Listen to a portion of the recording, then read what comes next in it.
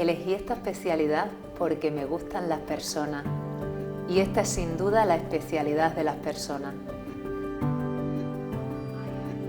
La atención primaria me ha gustado desde siempre porque es un reflejo de la sociedad y porque te cuida 24 horas los 365 días.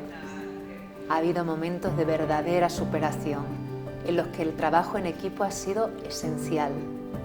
Y es después de esto cuando te reafirmas en que hay que seguir valorando y cuidando lo que tenemos.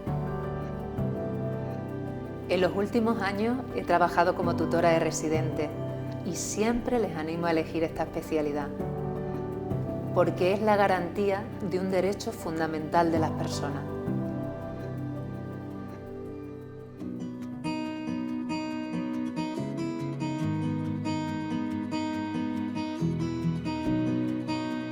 La atención primaria es como la directora de orquesta de la salud.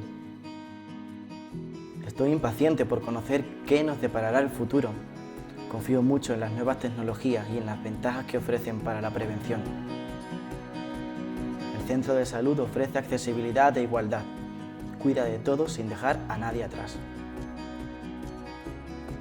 Me gusta este trabajo porque te acompaña durante toda tu vida, desde tus primeros días.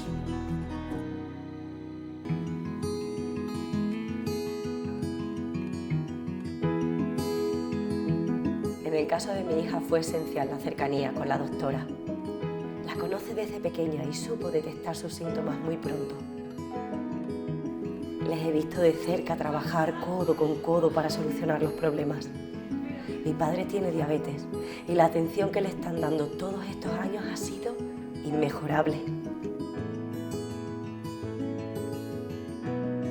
Hasta que no pasa algo grave no sabemos la suerte que tenemos. Lo defenderé siempre.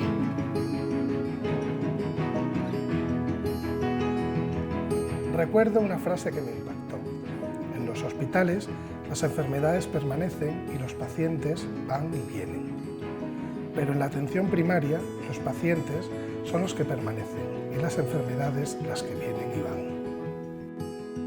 Atención primaria en Extremadura. Toda una vida cuidándote. Servicio Extremeño de Salud. Junta de Extremadura.